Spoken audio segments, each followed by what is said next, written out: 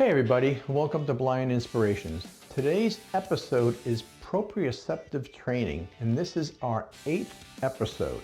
So let's get started.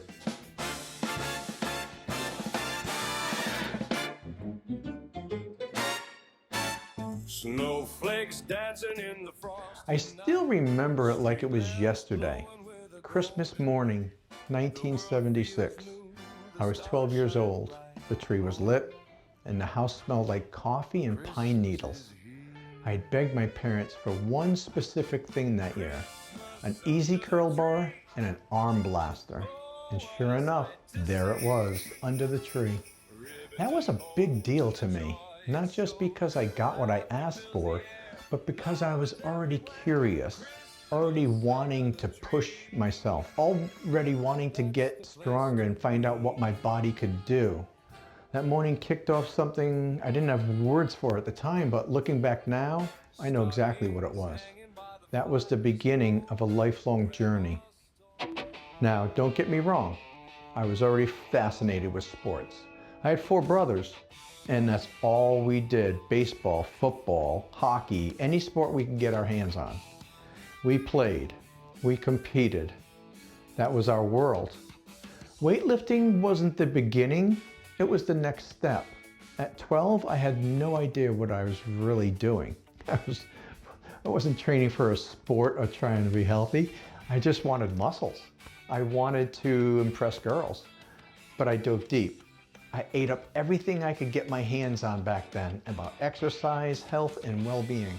And it wasn't long before people started asking me for advice. How to get stronger, build muscle, move better. So I told them. Years later, in 1993, I got my personal training certification from the National Academy of Sports Medicine.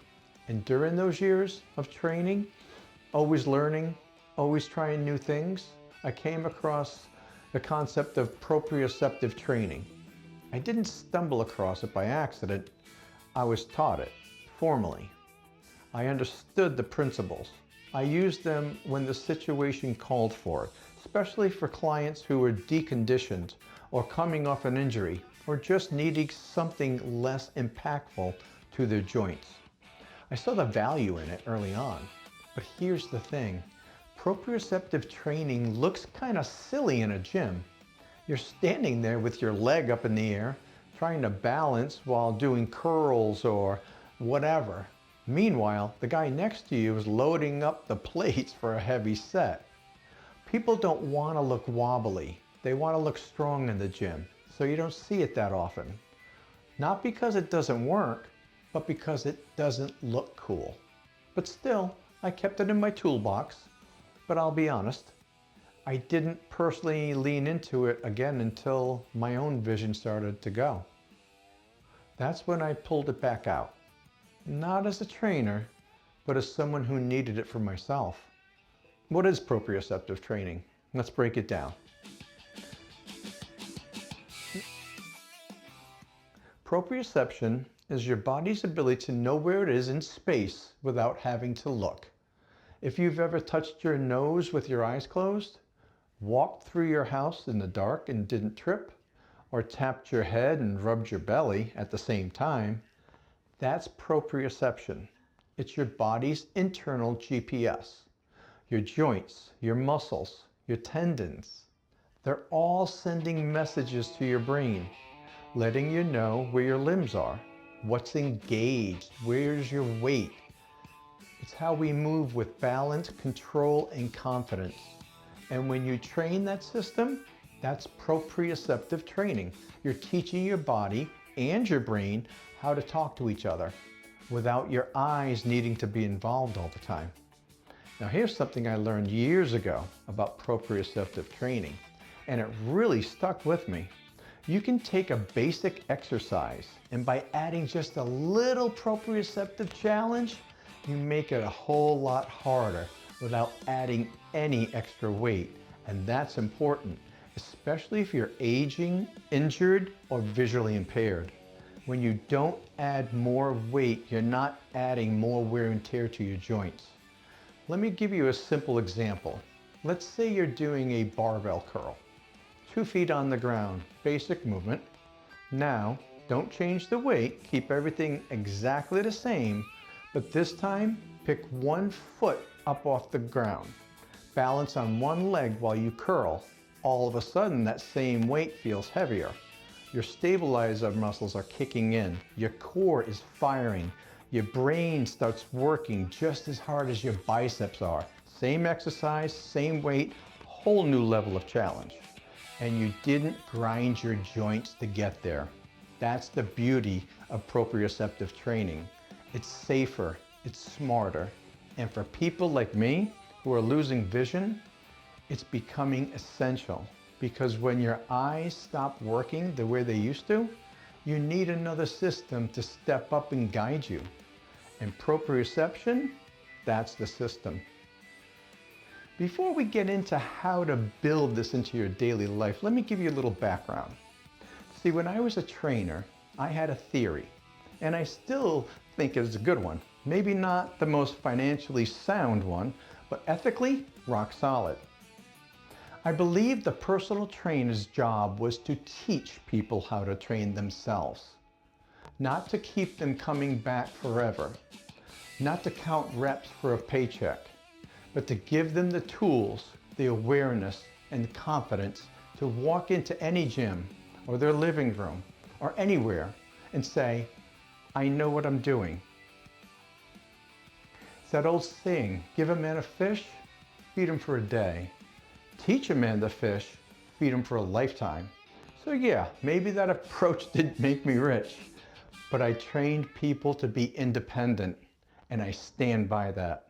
When it comes to proprioception training, especially for people with low or no vision, that mindset matters more than ever.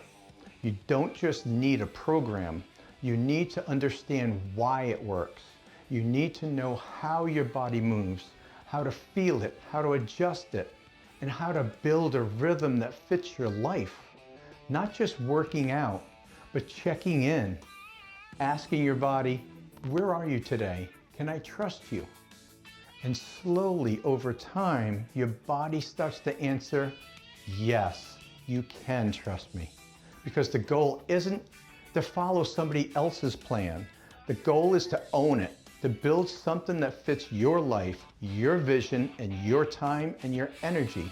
And let me say this clearly, this is for everyone. Whether you're aging and want to save your joints, short on time, short on space, rehabbing from an injury, or just trying to move better. Proprioceptive training can help you. It sharpens your awareness, it strengthens the brain-body connection, and it builds trust. And once you trust your body, you move differently. You move freely. I'm going into my 50th year of working out. Somebody said to me the other day, man, 50 years, you must have great discipline. And I said, no, I have to disagree with you. I don't have great discipline. I have very good habits. That's what's kept me going. Not motivation, not willpower, just showing up again and again until it became part of who I am. Not because I followed every trend, not because I stayed in perfect shape for 50 years, but because I built a habit. Something I can return to day after day, decade after decade. And once the habit sticks, the body remembers. And when the body remembers, the brain gets quiet. That's proprioception. And that's what keeps me moving.